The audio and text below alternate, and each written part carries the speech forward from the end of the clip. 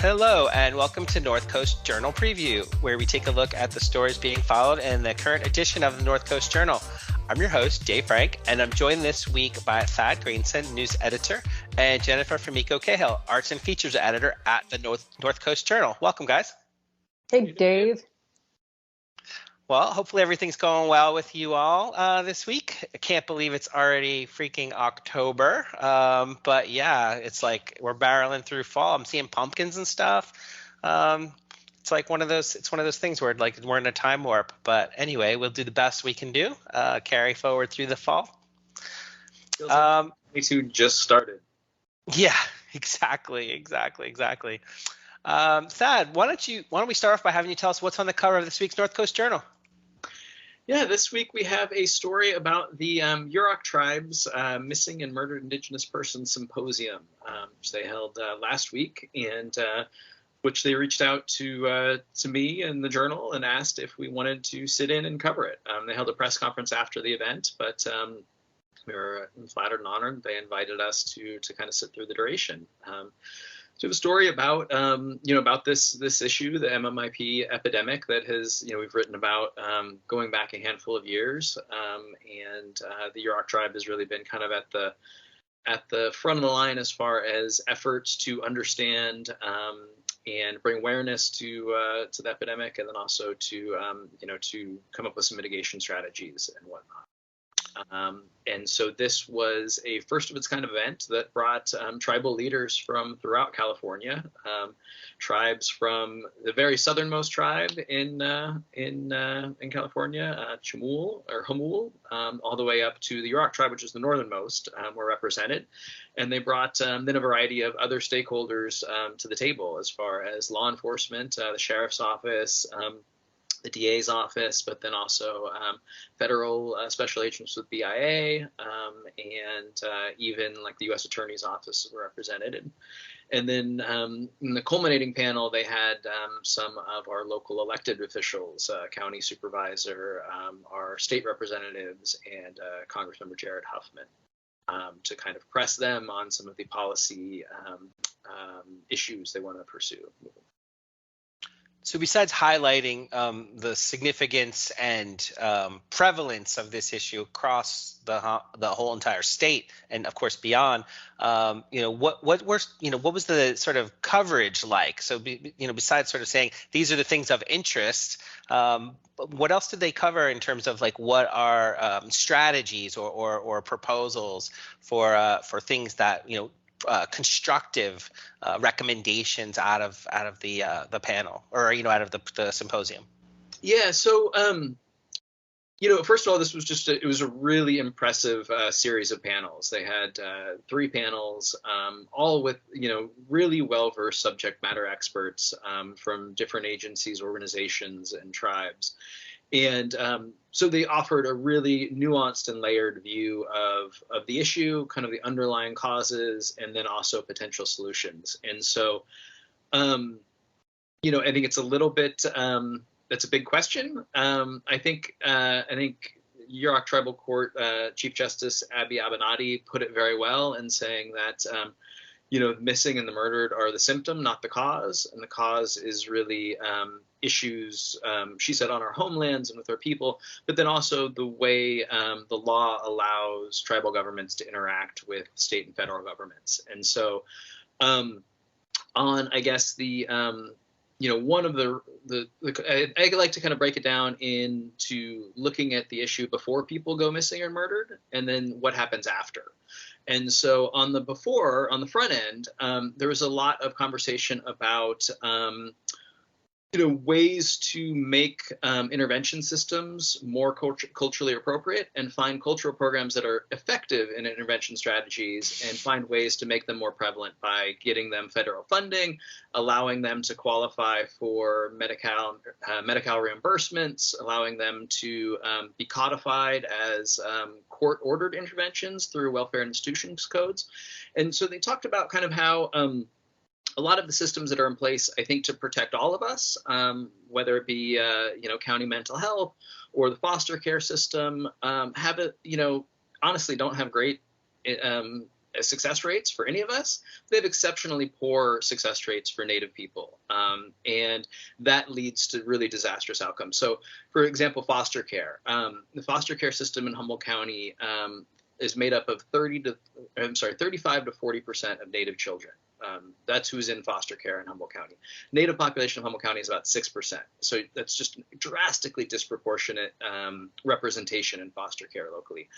And then, studies show that Native kids have poorer outcomes in foster care than the rest of us. And so let's talk about how to improve those outcomes, how to improve interventions with families, so there's fewer kids going to foster care, fewer Native kids going to foster care, but then also how to make foster care more culturally appropriate.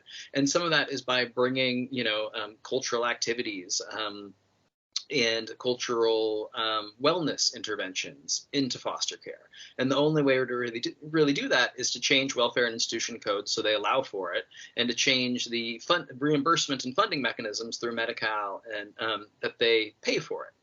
And so there's a lot of talk about how to make these systems work better. And, I thought there was, I can't remember offhand who said it, but one of the speakers said, our culture is prevention. And so there's talk about ways to increase youth activity and cultural ceremony and stuff like that on Native lands. And then after somebody, after tragedy strikes and somebody goes missing or murdered, one of the huge hurdles or roadblocks that families face in trying to either find their loved ones or bring justice and bring closure is this jurisdictional morass that is in place in California under what's called Public Law 280. So Public Law 280 was an act of Congress, and I think it was passed in 1959, which basically relegated policing powers for tribal lands, had been with the federal government, and it was turned back to states and really local sheriffs. And so what it did was kind of transfer this responsibility without any funding to it. So, for instance, the Humboldt County Sheriff's Office is now responsible for policing tribal lands. So the Hoopa Valley Reservation, part of the Yurok Reservation on the northern part of the county. And obviously, the Humboldt County Sheriff's Office is spread very thin, and maybe does not have the best historic working relationship with these communities. And so now these communities have their own police departments, but those police departments don't have state policing powers. And so this creates a whole myriad of issues, some of which I'll get back to in a second. But the biggest one is that when somebody goes missing, say in Hoopa or on the Yurok Reservation, there becomes this push and pull over who has jurisdiction over the case and who's the lead agency to investigate. And really what it means is that the Humboldt County Sheriff's Office generally is going to be the lead agency to investigate, but that's not the agency that knows these communities the best. That's not the agency that's kind of the best resourced to interact with tribal members or to take these cases on. And there's been shown a historic bias of law enforcement agencies taking missing or even homicide cases involving tribal members less seriously than they would with white counterparts.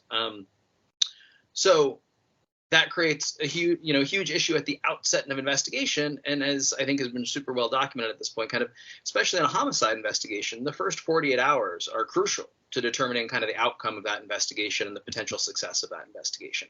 So lots of cases fall through the cracks. Lots of MMIP cases fall through the cracks in those first 2 days as agencies are kind of wrestling over jurisdiction or handing calls from one to another.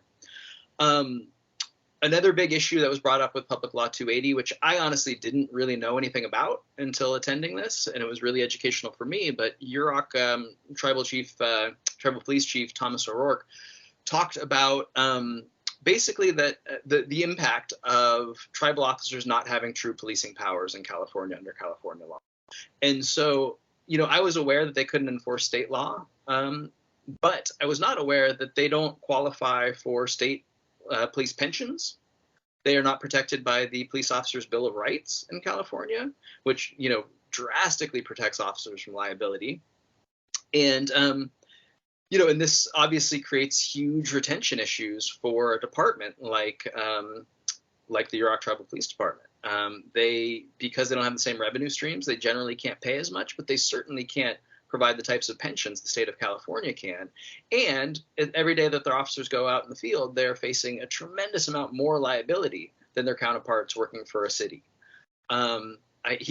He drew the comparison saying that in California, transit police and museum police are afforded these protections and these powers, whereas tribal police are not, which I'd commented to Jen the other day. That means that, the people protecting native baskets at a museum are afforded these powers and these protections, but the people protecting the people who make these baskets are not. And it's just a tremendous injustice, honestly. And then, not to go too far on this, but there's, there's limitations on the sharing of databases between federal and state agencies and tribal police departments. And so a tribal officer, for instance, responding in the field can call dispatch, but they're not going to find out whether the person they're contacting has a warrant, is wanted for a crime, has a domestic violence restraining order, all of this information that would be at the fingertips of a state police officer. And so they are at, a significant disadvantage in those interactions and much more vulnerable, honestly, in those interactions. I think you asked about kind of efforts to correct this. And so there was a big push on the elected representatives present to reform Public Law 280, if not repeal it, to change this dynamic and allow tribal police departments to truly police their lands, but then also giving them the resources to do so. That can't come without a revenue stream, because many tribes in California, including some which are very small, simply do not have the resources to do this without changing the funding dynamic as well. Thanks. I didn't mean to throw you such a lofty softball there, but there was just so much here, and you were there in person. I figured you'd be really able to sort of succinctly get the range of issues you were exposed to while you were there. I know this idea of missing and murdered Indigenous people. It's something that your paper and you personally have brought this to our community's attention. But I wanted sort of just try to get some feedback from you, which you did an excellent job of, just what ideas you were exposed to. Because I think it all comes full circle. One of the speakers at the event spoke about how the data itself isn't great, but then as you pointed out, that in part is because of the policing, that they're not even integrated into the system of policing. So, and I know you touched on this at the end, but the idea is that of this symposium was that there would be some working groups, some action groups that would be able to in a way, sort of harmonize efforts at dealing with these issues sort of as quickly as possible once the reports first come out, and then also even before that, incorporating a more robust system of supports before it gets to the tragedy of domestic violence. Any other feedback you've got about how our community members who were represented there embraced some of these proposals, or potential kind of next steps for progress here? Yeah, a few things. I mean, first, I think that the state and federal reps that were there certainly walked away, at least espousing that they had received their marching orders, and they had some pretty clear direction on areas that legislatively need improvement, and laws that need to be changed. I think that what was really profound to me in sitting through the day was the degree to which most people in the room, or many people in the room, had been personally touched by this issue. And there was a very powerful moment toward the end where somebody asked everybody in the room who had a loved one or a relative go missing or murdered to stand up. And about a quarter of the room stood up, which is just really, really profound. And then, I think there was, while the subject matter was really heavy and really daunting, honestly, I think there was something really powerful about so many really, really bright, educated, devoted people in one room together from throughout the state, from different agencies, talking about this problem in a really substantive way. And I think it's hard. Well, it's just, we can't forget that this was a problem that was fairly invisible as few as 5-6 years ago. And so to have all of these officials come to bear in a symposium like this is a pretty monumental step. Well, right on. Thank you for the coverage and also for participating and bringing it forward to us. There's a lot more in the article that you prepared, so I really recommend people check it out.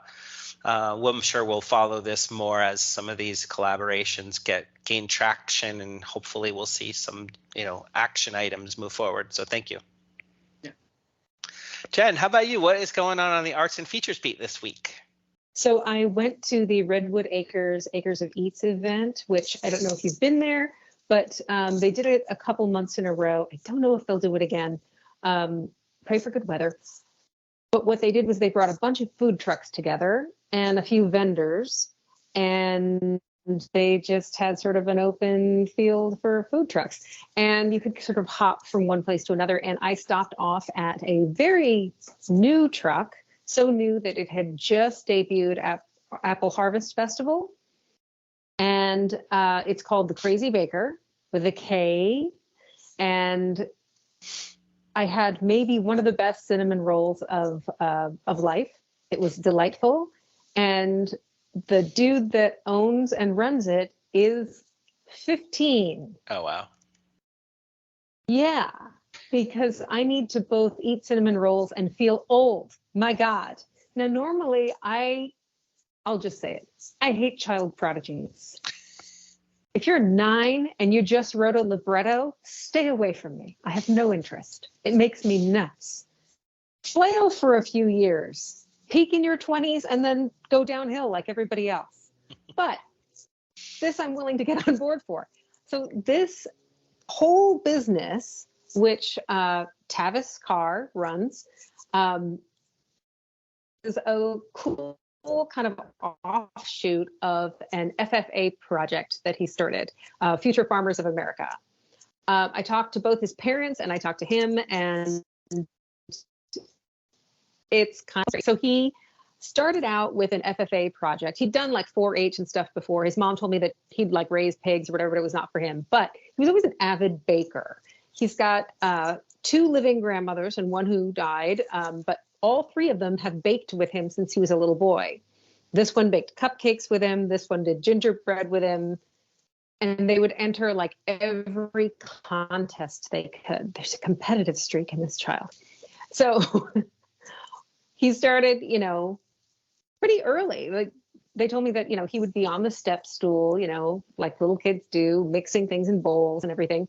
But then when he needed this, what do they call it? An SAE. It's called a supervised agricultural experience. That's the kind of project he had to do for Future Farmers. And he chose to do a food business, a baking business. So he went and started selling baked goods. People would make orders and he'd deliver them. Mind you, he went and did the whole thing, which means that his parents had to help him to get a business license, a cottage food license, and all that stuff, all above board. He had to get a food handler's license and do all that stuff. And they had to, of course, sign for him, the parent or guardian signature on everything. But beyond that, the whole business was in his name. So after, he did a huge business like pre-Thanksgiving, sending out trays of pumpkin cobbler and trays of cinnamon rolls and things. And eventually he kind of was looking at it, and I could do this for a business. I could make this work. And he asked his mom, he's like, I got to get a truck. And she's like, yeah, right, we're going to get you a truck. But then they got him a truck. So he put all of his money that he had earned so far in the food business into, helping with a down payment for the truck. And then his parents helped him with more. And they got this truck, which he says he's going to be paying off maybe forever. But so far, they're turning a profit. And he's got family recipes for, he's got, if you like an ice cream cookie sandwich. Oh, yeah. this is the way to go because he has multiple ice cream options and cookie options. It's good. I'm a control freak. I need to control my cookie to ice cream option. But yeah, it's a very cool kind of business. He's using local produce, of course, because, hey, future farmers of America.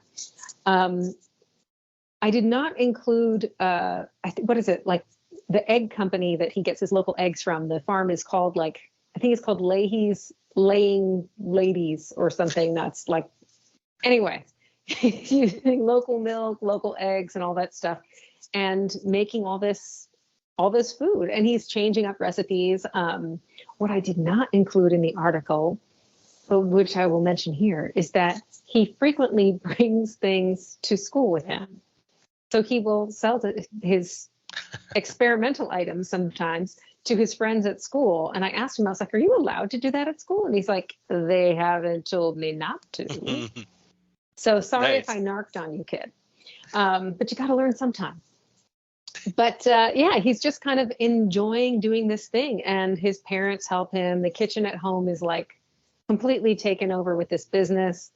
And, I talked to his dad, who's like driving 50 hours a week in a UPS truck and then coming home and helping with cookies and stuff like that. And he does all the prep. He makes all the doughs and but of course, if you want to eat dinner in your kitchen, you're like, okay, let's get these cookies in the oven. But it's been really cool. And one of the reasons that they were so excited to help him with it is because he really needed something to do. He was, for example, this year supposed to do football, but he had 2 fractures in his heels.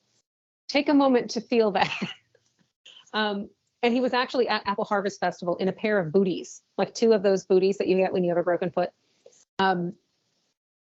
He has something going on with his bones. They don't know what it is yet, but he has broken in his brief life 14 bones. Oh, wow. Some of these are stress fractures. Some of them are more serious breaks, but 14 bones seems like a lot. So his mom and dad really wanted him to have something that he could do, even if he couldn't do something that was big and physical like football, which he, had missed out on. This kid is really motivated, but also his parents really just want to support him. They were talking about how, when you see your kid really loving something and really doing well at it, you just forget about inconvenience and cost and all those other things and lost sleep or whatever, and you just go for it. Before the Apple Harvest Festival, apparently 2 grandmas and both parents were up with him until 2 a.m. stuffing ice cream sandwiches. So it's a family effort.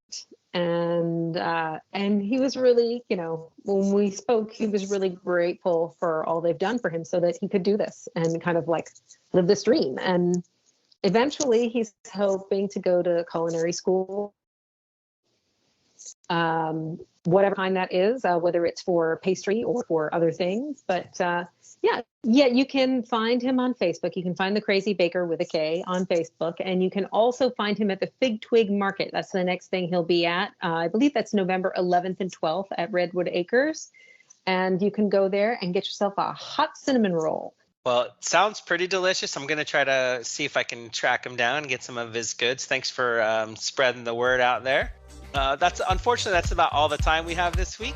Thad and Jen, thank you so much. We appreciate you guys. Thanks, Dave. Thanks.